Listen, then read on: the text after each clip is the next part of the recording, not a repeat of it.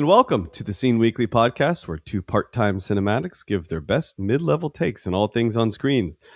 This week's episode is focused on the beauty of Lorenz Hart and the joy of Manchester City's theme song, and also Oscar-nominated movie Blue Moon.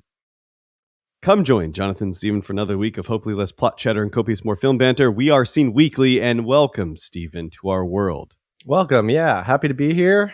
Happy to talk about some musicals. Are you a big musical guy?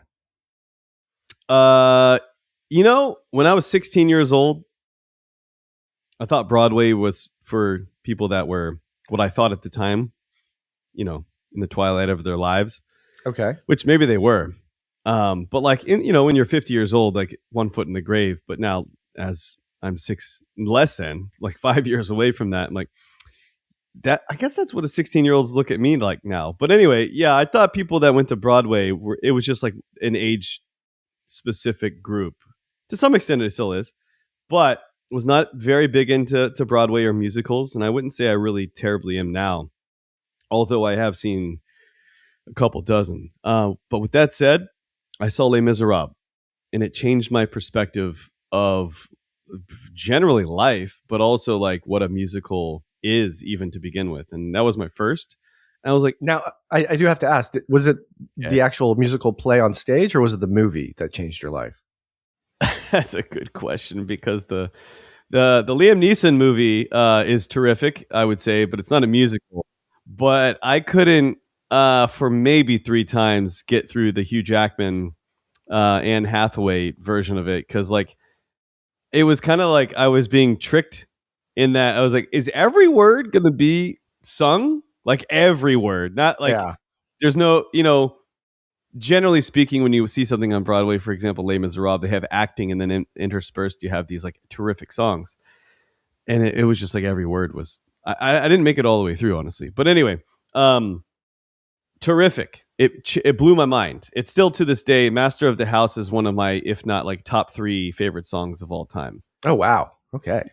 Yeah. So I put it as top 25. So anyway, musicals, not really my thing, although I have seen a bunch. But it would be one of those that, not necessarily an airplane movie, but I would watch other things first and then get around to the musicals much later, I would say. Got it. Do you like musicals? Yeah. I mean, I think for me, I'm trying to rack my brain and see if I've seen any stage musicals, because I don't have the location that you do by living in New York to go to Broadway every weekend. There are planes. there are planes, yeah. But the first like musical that I really saw that I like was like just gobsmacked was actually a movie musical, and it was Chicago. I think it won Best Picture when the Oscars came around. But that musical was like, whoa, I like this. I think this is some good stuff. But I don't think I've ever really seen a stage musical to like get me going. Definitely haven't seen Oklahoma with an exclamation point. Stage musical. I've seen the movie. Yeah, I haven't seen the actual musical either, but I do appreciate Mr. Lorenz Hart adding the exclamation point to every mention of Oklahoma. So good. So good. You could just hear his contempt with it every time. God. I laughed out loud so many times during this, and also just kind of like was like soaking it in like sun's rays. But the exclamation point was one of my favorite parts of like this whole. Is this a movie? I don't even know. Honestly, it felt like a stage play. All of it felt more like a stage play. Shot in Dublin, I believe, in 15 days. By the way, I could see that. I mean, let's get into it. Shall we? Should we talk about what the plot is of the movie and then kind of go into our little talking? Do you have the plot in front of you? I don't, but I can definitely give it to you off the cuff. Why don't you give it to me off? Yeah, it's not many words to require you to give a synopsis here. The movie does have a lot of words, which is something that I love, but you don't really have to talk a lot about the plot in this movie. It's basically one night in a man's life, and this night kind of changed changed him in a lot of ways. And I don't think for the better, but it made him realize a lot of things. So the story follows the central protagonist, Lorenz Hart.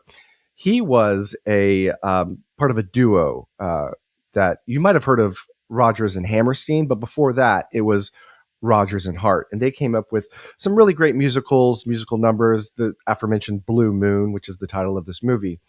And this is a chamber piece of a movie where it's just Lorenz Hart basically in a bar on the night that the musical Oklahoma with an exclamation point opens up. And this is when he realizes that life is passing him by and people are moving on without him, because his partner of 25 years, Rodgers, is teaming up with Hammerstein, and they came up with this musical, and it's going to change the way we look at musicals, basically. And it's his basically solemn piece of him realizing that the world is moving on without him in this one night of the celebration of this musical. But he still has Connecticut Yankee. He still has Connecticut Yankee. He wants to redo it, right? He's holding on to that. I would say on the outset for this movie, this is another one that I actually put off for a little bit, because what I had heard about it, more than a decade was put into it in terms of Richard Linklater, who's the director. He wanted Ethan Hawke, who was his main choice, his only choice, to basically look older. So he couldn't really film in the way that he wanted. And so they sat many times at like a dinner table, and it was like, it's just not the right time. And kept doing that for years and years and years. And then there was finally a time where Richard was like, yeah, this is it. This is the moment. But I would say, with that in mind, I did know that going in, and I did know that this was allegedly a powerful performance by Ethan Hawke. And I have said that, of course, I love Blue Moon and Waking Life. Prior to this, I wouldn't say he was my favorite actor. And so I was kind of putting this off for two reasons. One, I knew that it was going to be possibly dense. And then secondarily, I thought that, Ethan Hawke maybe probably couldn't pull off this role, to be fair. And I was like, it's not one of those that I'm going to rush to see. If somebody wants to watch it and tell me about it, then I'll probably go that path first, which is oftentimes what I generally do anyway. So 5 minutes in, when he's getting to his first talk of alcohol, and I was like, what is this? I was like, what?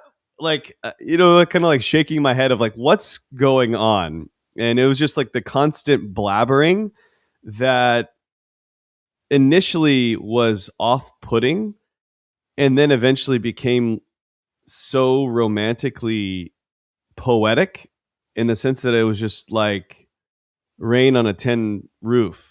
That anytime he talked, I was like, if there was like a pause of silence, even, I was like, talk.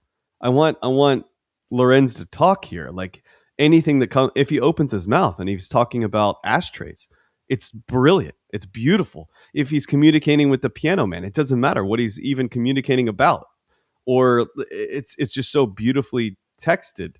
It's just pure prose of spoken poetry from like start to finish. You could be talking about anything. And so it took 5 minutes to get into it, and then maybe 10 minutes to be like, okay, yeah, this is gonna probably be really good if this continues in this manner. But it took a little bit, a few minutes. Yeah, it's one of those movies. I didn't really know much about it at all going in. I knew that it was awards contender, and you definitely said, hey, you were the one that actually brought this up to me about watching this movie. And I've always been, a fan of Richard Linklater, and he teams up with Ethan Hawke pretty well. And if there's anybody that can play the waiting game, it's Richard Linklater. Thinking about Boyhood and the before trilogies and stuff like that, all he has is time to wait for the perfect moment to make these films. So that's a cool little anecdote on that. But yeah, it was kind of in that first scene, because I didn't look up any trailer or really anything to do about like the background of this. I just let this movie kind of wash over me.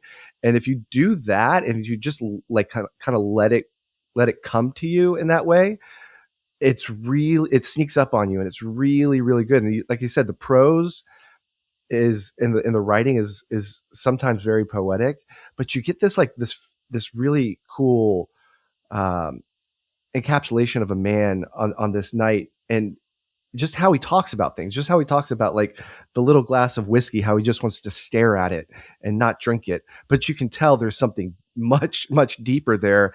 And you come to later learn along the lines later that that's been a big focal problem of his career as that, as you can clearly see. So I can I understand that, actually. People who actually still want to go to bars and interact with like drunk individuals, even though they're completely sober, just kind of like get that whiff of your previous life.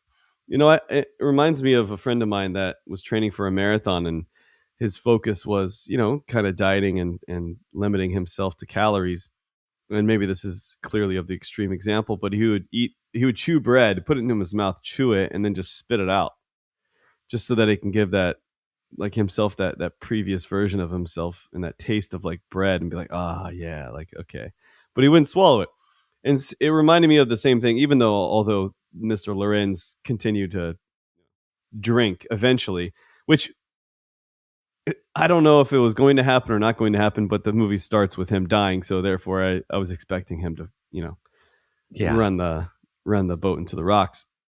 But I would say it's interesting because you could tell he's been there before. You could tell he knows these people intimately, possibly. Sometimes I was like questioning whether or not that's true. But like, I thought initially it was like they're just putting up with him, like he's having another one of his rants. And I often think there are like these extremely creative people that you will put up with. Because you know that you're in, like, Kanye West would be a good example of this, like where they spout off like 80% just these poet, like pure poetry and pure like genius things that they create around you, and it makes life worth living. And then they have another side to them. You're like, okay, maybe like this is There's a a hard darker thing side. to put up with. So there's definitely like this balance. But I think with him, he's depressed. He's getting through depression. Somebody's moving on. Like he's, going through an extreme breakup. But I will say, going back to Ethan, I want to go to Ethan Hawke's performance itself. I was blown away, completely blown away by the fact that he could even pull this together. Not he himself, but anyone could do what he did. And I looked up afterwards, and he said it was the most like excruciating, like build up and also performance while filming in those 15 days that he's ever been a part of. And I could see why. I mean, he's constantly talking, but for a straight man, he really convinced me that, because in real life, Lorenz Hart had a side hustle of the gay stardom, and so he portrayed that exceptionally well, in the sense that he's spouting off how Elizabeth and he like are at Dartmouth, and they're in the basement, and there's this constant unfulfilled notion of him having sex with this beautiful woman who may or may not even exist in the first like 20 minutes of the movie, until she finally like walks in the door, and you're like, oh, still he's gay, right? So this continued story that just goes almost to the very end, until when they're in the closet, literally, and discussing the whereabouts of what actually happened. But more specifically, she's talking about another man, and he's infatuated about the story between Elizabeth and the other man.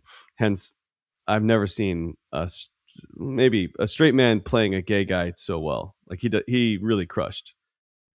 Yeah, Ethan Hawke. There's an award for that, but yeah, I mean, I've always been a fan of Ethan Hawke, and I think you kind of brought it to the forefront when we had a conversation that, like, yeah, he's a good actor, not solid. He's kind of always playing himself. This role, this performance, he transcended that, and he became somebody else. And I could see why it's got to be one of the hardest 15-day shoots. Yeah, the dexterity of the dialogue, and just how it's not just how he speaks with it, but it's also like just in his eyes, his almost like sadness and yearning, but also like this like playfulness that he has is just, it's really, really hard to capture. And he carries it along with him throughout the whole movie. And I just don't know how he did it. Yeah, I know the movie is yeah, I don't know how he did it either, honestly. The movie's based on the letters between Elizabeth and himself, Lorenz, and I didn't actually go and read the letters, but I could. It's almost as if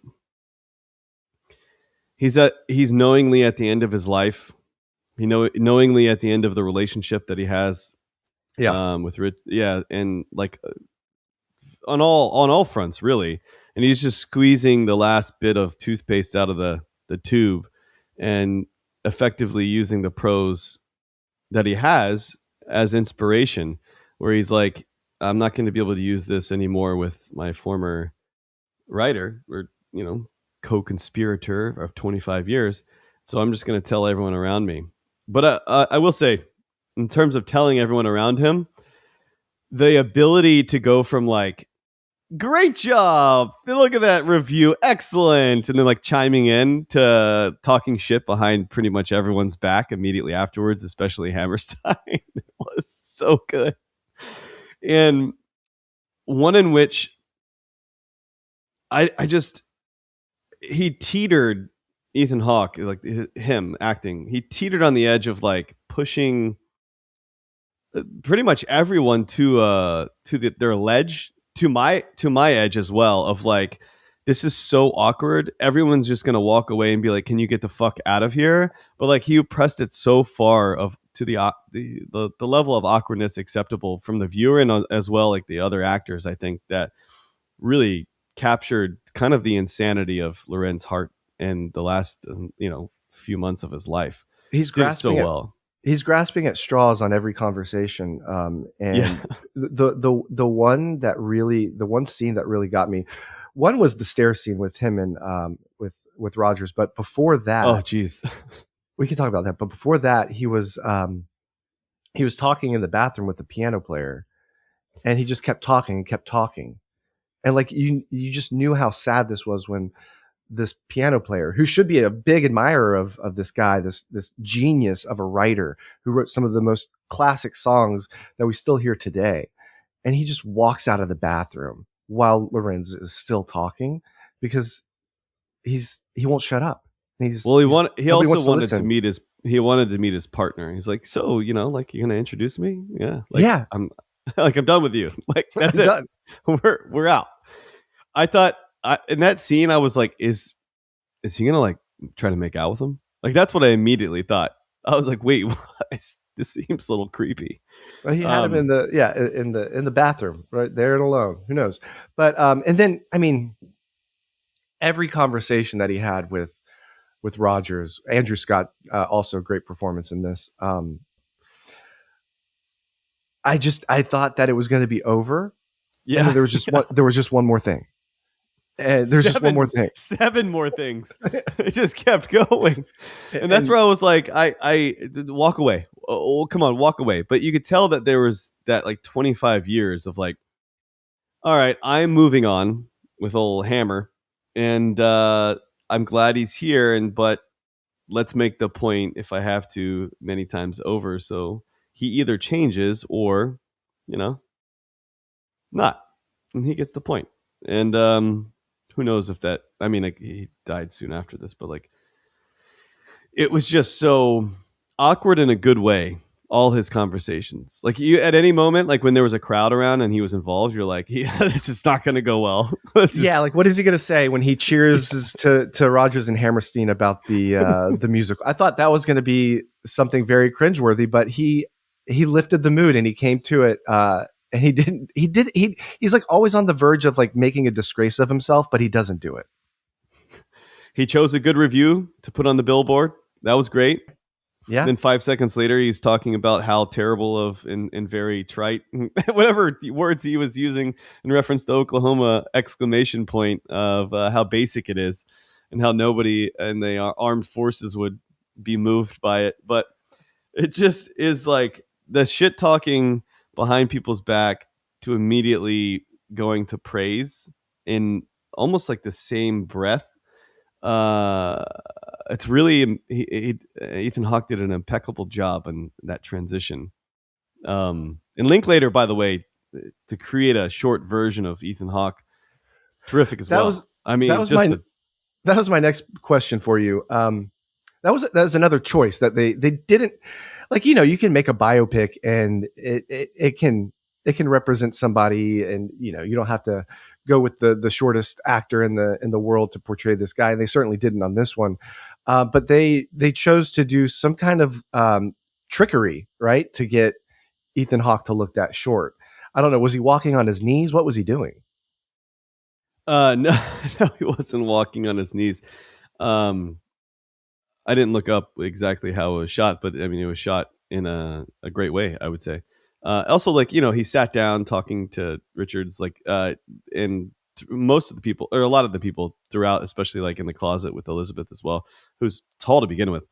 But I'm not entirely sure of how that was shot, but it just such a simple, like, here's your home for the night, for the next, however long this is, hour and 45, whatever.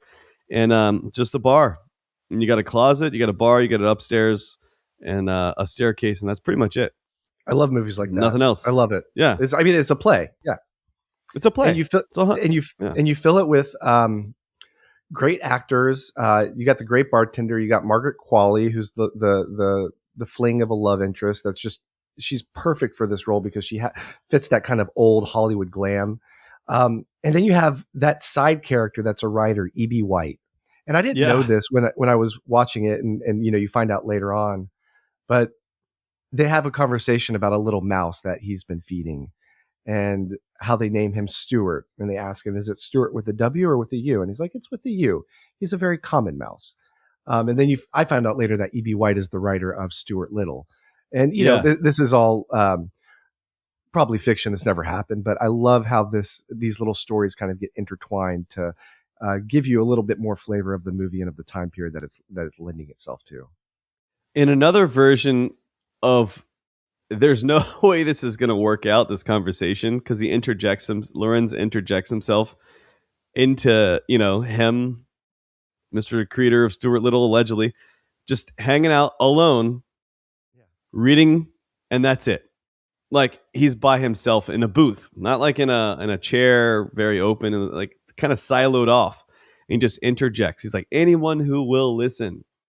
And here it is again. It's like that. If you can deal with crazy, he's not like violent crazy. He's crazy in the sense of like he's just going to continue talking. But if somebody's continually talking and talking like that in that level of prose, I'll probably listen forever. I'd be like, dude, this is super fascinating. I want more of the craziness. So I can deal with crazy. So I think that was part of it. And also, like, he's writing himself, put his pad down, closed it, and he was like, this motherfucker's got more shit than I do. Like, he's a pure lyricist. He's like, I'm probably going to be influenced. And was it the Pygmalion effect? I don't know if that's the exact way that you're supposed to pronounce it, Pygmalion or something. But basically, you surround yourself with individuals that are maybe not necessarily higher up on a totem pole in terms of creativity or wealth or whatever it might be, like where you want to be, athleticism. And then you eventually like rise to their level because of their expectations for you. Whereas if you are around like five losers, you're ultimately going to lower yourself to their level as well. But I think that's kind of why the creatives want to hang out with each other. Like, you're going to get more creative. You're going to bounce ideas off each other. And that's why probably comedians hang out with each other as well, to get a little input. But I think that's why he closed his book. He's just like, what's this motherfucker got to say? He's squeezing out that tube of toothpaste. I bet something golden is going to come of this. This episode is sponsored by Soul Roots Running Company, where you can find the best covers for your feet that make you travel comfortably and quickly across sidewalks like Shell Silverstein. Soul Roots offers all varieties of running shoes, clothes, and accessories. And for 10% off, please use the code SCENE, SCENE, at checkout. And any order over $180 is free to ship anywhere in the continental United States. Head over to shop.soulrootsracing.com and fill up your cart for 10% off with the code SCENE. I will say this.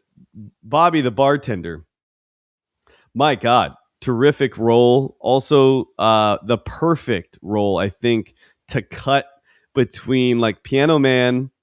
They're all like creative, like talking about kind of nonsensical creative items of like using words that would be like poetry in any normal book. And then Bobby's just like, yeah, I don't know about that. I like the fuck chicks. Just, like just can't even remember how to tell a joke, So Yeah. it's But just he's also creative. Like he's like, maybe I'm just an extra in your life, That's fair. Like, that's fair. Yeah, that's fair. And he kind of cuts through it a little bit. So he's witty too, but he's also like the down to earth kind of, I'm just a regular Joe. Yeah, he's just like, I'm not thinking about that bullshit, man. I got to pay rent next week. Like, you got any tips? That's it. You done? Yeah, exactly. Who do you think sent all the flowers, by the way? So there was 2 bouquets, right? There was the small one and the big one. And I think that's when the movie kind of hooked me, was when the flower guy came and he starts having a conversation with him. He's like, you got to come to my party. It's going to be great. Bring all your friends. The soiree. Yeah, it's a soiree. Yeah. I mean, I want the sequel to this movie to see what happens at that party. But if that party ever even existed, I don't know. But yeah, I don't know who sent the flowers. I don't know either. Yeah. Like even when it happened, I was like, he sent them to himself. And then afterwards, like, I don't know, man. I don't know. I still think he sent them to himself. But going back to the beginning of this movie, I'm actually glad it started like that. And not ended in the way that he's dying in the street from pneumonia. It started like that. I was confused. I was like, what's going on here? And it never came back to that middle end. Like it just never came back to it. It was just like, that's it. Lorenz wrote some songs, didn't like Blue Moon, but Manchester City did. And by the way, Manchester City chose that song because of just like the constant struggles that they were having during, in the, haven't won in 44 years. And so in the 80s when this was created, they're just like, well, I guess we're just going to ironically choose something that has pure despair. It's sad. It's a sad song. We're standing here alone, struggling, and eventually they're still singing it before every match. But I love how it started with him, falling down and dying ultimately. But like, that was the predecessor to him, slowly dying via words to the individuals of that bar in that one single night, which came later, which I just love the way that this was shot. I think Ethan Hawke, he's never going to have a performance like this for the rest of his life. And I was so blown away that I had to watch it a second time. I was going to watch it a third time, but then we kind of moved into choosing this over a few other options for podcasts. But I love this movie. Like, perfect movie, I would say. I think it's only nominated for the one Oscar for performance for Ethan Hawke. And it's not one of those movies that's going to get a lot of the below the line, like, best sound editing and best, there's no like visual effects of like maybe making Ethan Hawke short. But I think it could have. So what's your Oscar for? We made Ethan Hawke very short. Yeah. This guy. But like for writing, I could see, best original screenplay or something like that. But like, I'm looking at the category of the best actor, and I think it's like the most hotly contested race of this Oscar season, because you have the heavy hitters. You have Leonardo DiCaprio, you have Timmy, you have Michael B. Jordan playing, the dual role in Sinners, Wagner Moura, and then Ethan Hawke. And when I told you that Ethan Hawke was actually nominated for an Oscar, because you didn't think he was, based on like this movie didn't get a ton of play in theaters or anything. Yeah, nobody's talking about it, and I want them to. I would love for them to talk about it, but it's like one of those pieces that it's just like, if you know, and you have to be invested in, like, this is not a movie that you're just going to be like, oh, I'm going to look at my phone a little bit, I'm going to watch the movie. No. You're hanging on every word. Yeah. And you're looking at this performance and you're mesmerized by it. That's the way that I watched it. It's the last movie of the best pictures and best actors that I had seen. And it should, I mean, I guess it's just the way it is, but like, I was like, somebody else is going to win it. Ethan Hawke cannot do this. And then, Secret Agent, I was like, that's pretty good. I would say not going to win. More basic, I would say. And then I watched this and like halfway through, I was like, on an objective analysis, me choosing, if it's just me, Ethan Hawke, best actor. Halfway through, I was like, this is golden. This is much better. Honestly, it's much better than any other of the people that were nominated, I think. And I don't even think it's a close comparison. I think he should win, like hands down win. Like this is like a unanimous, objective analysis. I think, I don't know, man. Like old Marty, Timothy, like I didn't really like the movie too much. I thought his performance was performative. Leo, I would say actually was probably maybe my pick, or Michael B. Jordan. But then the second I watched this, I was like, oh shit, man, this is it. Like, yeah. But he's never going to win. If anything, he's going to be dead last. Like if there was like a ranking, he's dead last. Yeah, I don't know. I think the Oscars, they do it not by like a tally system of like, whoever gets the most votes in the best actor race. It's kind of like a weighted system. So they rank them 1, 2, 3, 4, 5. And if Timmy and Leo are battling it out, maybe those votes kind of get split off, and there's a chance, but I doubt that he's going to be, especially with the movie not having the play or the box office that Sinners or Marty Supreme or even One Battle has. But it's very hard to get these. Who cares? Why does that matter? Do you know what I mean? Yeah, it shouldn't. Timothy, no offense, Timothy has and Leo always has, but like Timothy has a machine behind him. Like anytime a movie comes out, no matter what it is, and rightfully so, most of his movies are bangers. Like Dune, it's okay. Complete Unknown was unbelievably good, as we talked about last year. Like I thought it was. I like that performance better than Marty Supreme. Me too. By a 3x performance, but Leo convinced me of being a pothead. Like he really doesn't play that type of role very often, if ever. He did exceptionally well in it, but I mean, Linklater and Ethan Hawke just crushed. That was another thing. Yeah. Sometimes things get diluted. For example, I wasn't a big fan of Boyhood. I never seen it. I haven't watched it. Yeah, it's. I don't know. I lived my Boyhood. I don't need to watch somebody else's. That's like saying that's so ridiculous.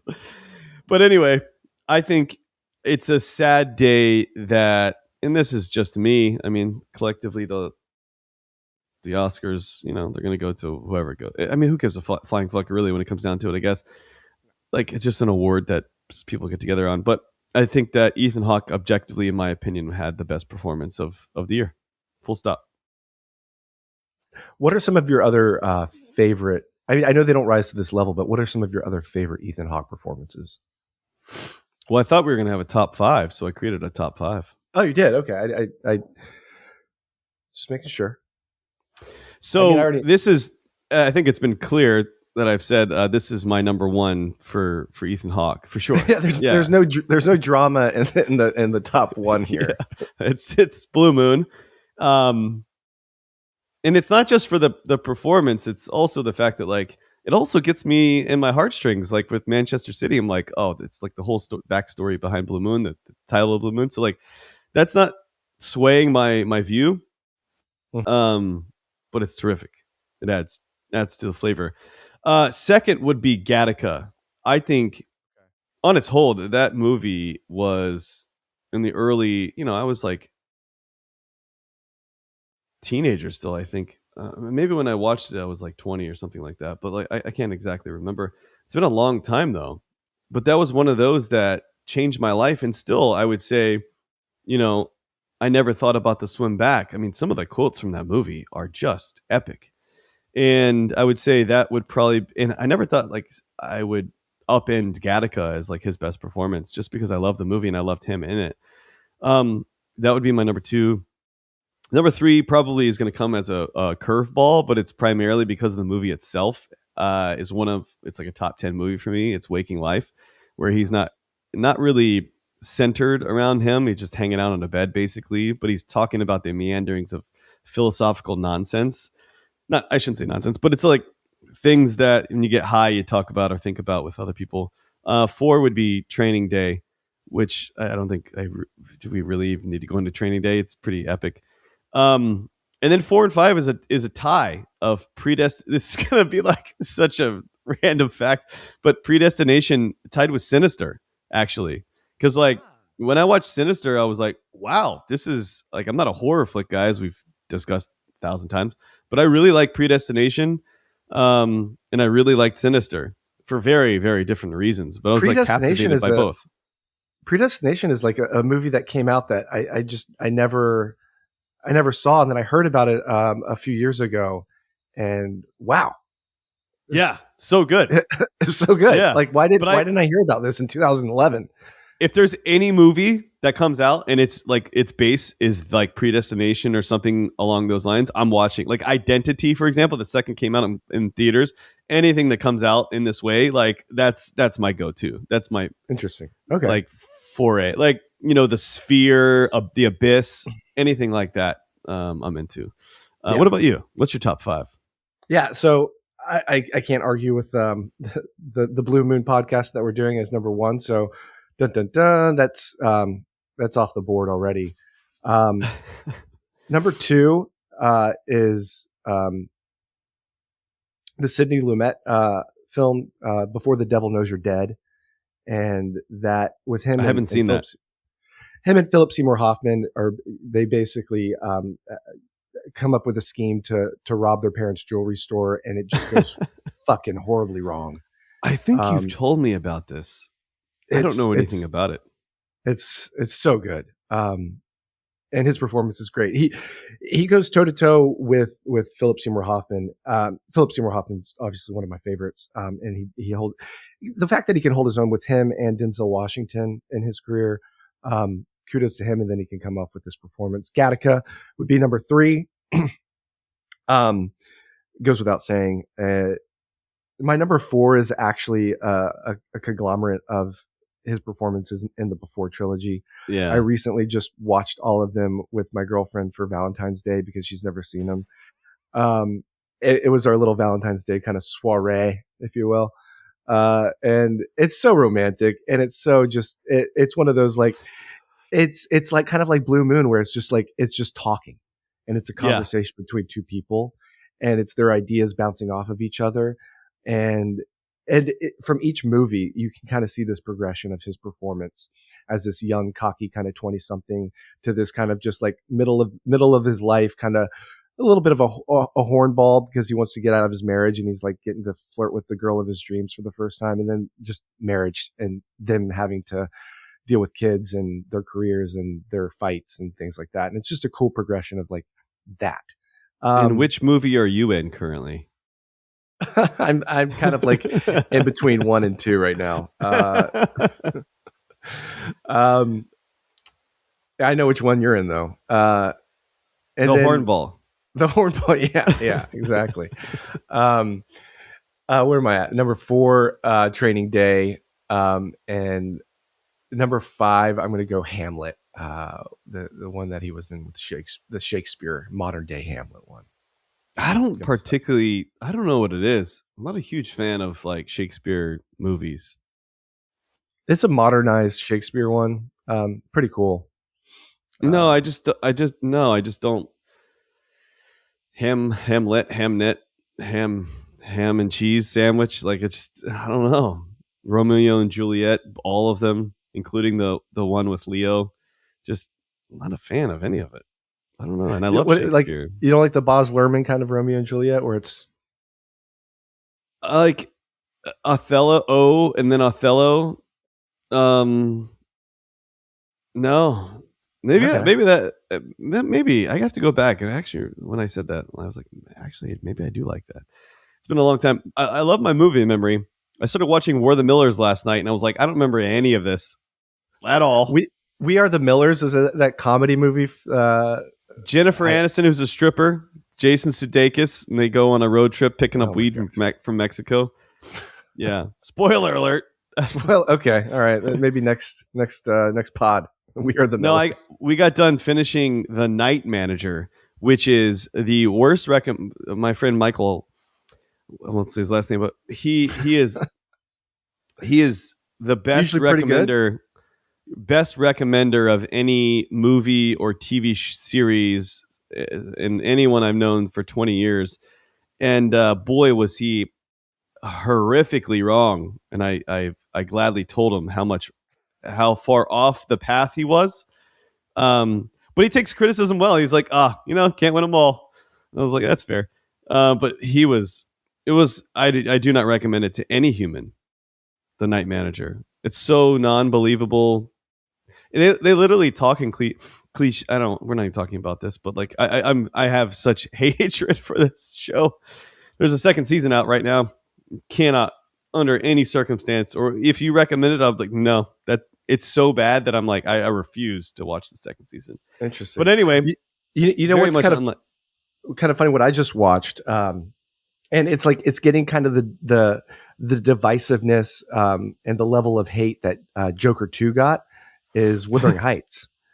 A lot of people are very divided and very upset with this adaptation of, and literally the title is in quotations, Wuthering Heights. So I love the Brontes. Very much so. All the sisters.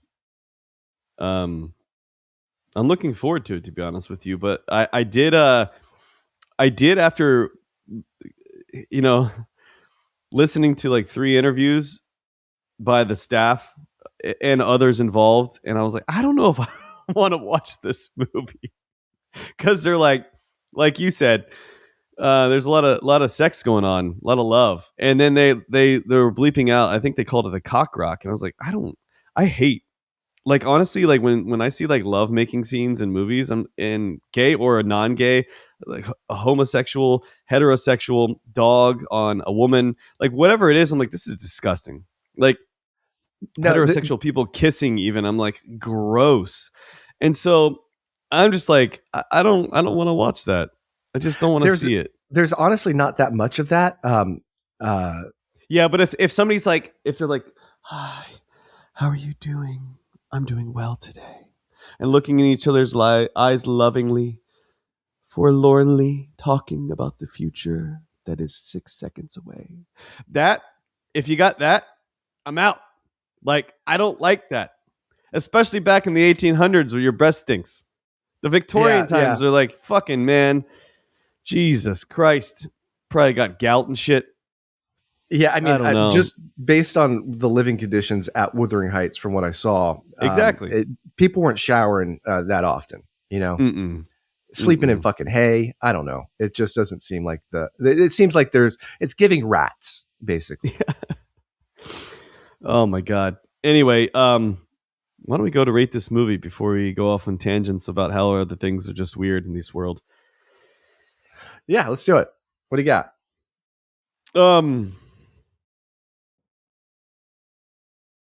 I think Ethan put on a performance of a lifetime. And so I would give 5 glasses to Ethan for his performance. I think overall the movie, is terrific. I can't say I give it a 5 glasses. I'd like to hear you convince me otherwise, but I would give it a 4.5 overall as a movie, because that's what we're rating here. I think, again, you take away his performance and you're like, you've already said it, it's not going to win any. It's not even going to be nominated for pretty much anything else other than making Ethan short, which is hilarious. Best costume design. We shrunk him. But I would give it 4.5 glasses. I think that's fair. Yeah. Again, I'm not going to be ruffling any feathers on the opposite end of ratings or anything like that. But yeah, the performance is what made this movie. The writing is secondarily, but like him just chewing this language and spitting it out and just giving you like a mesmerizing performance of this man that I had no idea existed. Really, I've always known Rodgers and Hammerstein. Didn't know Rodgers and Hart was a thing Hammerstein until Ballroom. now. No, I haven't seen Ballroom. And I love the song Blue Moon. I love singing it in the stands watching Man City play. Yeah. I remember singing it in Istanbul. And the song is so sad, and it fits with the sadness of this movie so well, because like I said, it's just this one night in this man's life where he's realizing that the world is moving on without him. And it's one of those things that like you see it in real time because this movie takes place in one night. It's just so somber and sad, but so sharp and witty and cutting. I gave this movie 4.5 glasses as well. Hey. I can't say that it's a 5 glasses movie of all time, but I can say that it is worth watching, and I'll probably revisit this movie in a couple of years and just be delighted again. Oh yeah, I mean Ethan Hawke just crushed, but I don't think he's going to do any better. He can't. I don't think he can go. Maybe he can. I'd love to see it. We are in mid Oscar season. We got about 4 weeks, something like that, until the big show. Yeah. Did you want to do an Oscar episode later on? I would love to do an Oscar episode because I haven't seen everything. I tried to look for some documentaries last night. They're really hard to find by purchase or otherwise. Like, you could find anything on the internet. Documentaries, even Oscar nominated documentaries, like Come and See in the Good Light, something like that, and like the Broken Rocks, whatever it might be. But like, I couldn't find anything. Very difficult. I'm lucky that here in a few days, since my girlfriend's part of SAG, we're going to get all of the we get to screen all of the movies, so we get the login website, so I can get on that. That's awesome. Yeah. I need let me get that login too, girl. I was trying to watch Arco last night as well. Is that the Richard animation? The Pattinson, I think, voiceover. I couldn't find that either. What about Zootopia 2? Is that on your radar? What do you fucking think? You got a kid? It's the number one movie of last year. Come on, this is ridiculous. So I've seen too many, to be honest. I've seen too many movies recently that I told you that I was like, I need to go to TV, and then I went to TV and I was like, why did I do this? This is a big waste of my life. But I would love to. Can I try my recommendation with you? And I texted you about this, no. but I'd like to just do it on air because I know you're not a Game of Thrones guy. But if you just give A Night of the Seven Kingdoms like 2 episodes, just give it 2 episodes, and see if you're digging the humor and just kind of like the I don't know, the world that they're building there. It's good. Yeah, it's funny. I was in a bar for Brian's wedding, and then the man turned to me that was next to me, and he was talking about the Game of Thrones, and everyone loves it. And he just randomly turns to me and he goes, trying to get affirmation, just randomly. Of course, this motherfucker is gonna love Game of Thrones. See, you love Game of Thrones, and I was like, I hate it. And he was like, fuck, like the one person. It's weird. I've tried to love it. I've seen all of it, every episode, and I still don't like it. Yeah, but I'll try yours. I should love this, to be honest. I like Harry goddamn Potter. I know. You know? I don't know. Just try 2 episodes of this. See what you think. Anyways, what is it? Night of the Seven Dwarves? Yes. Yeah. Just type that in. You'll find it. Some porn is gonna pop up for sure. That's what it's gonna be. Yeah. It's gonna be a bunch of Lorenz Harts jumping on you. What is it called? Send it to me. A Night of the Seven Kingdoms. Okay. Yeah. That's a lot of kingdoms. All right. It is. Goodbye, everyone. Don't do the thing I would do.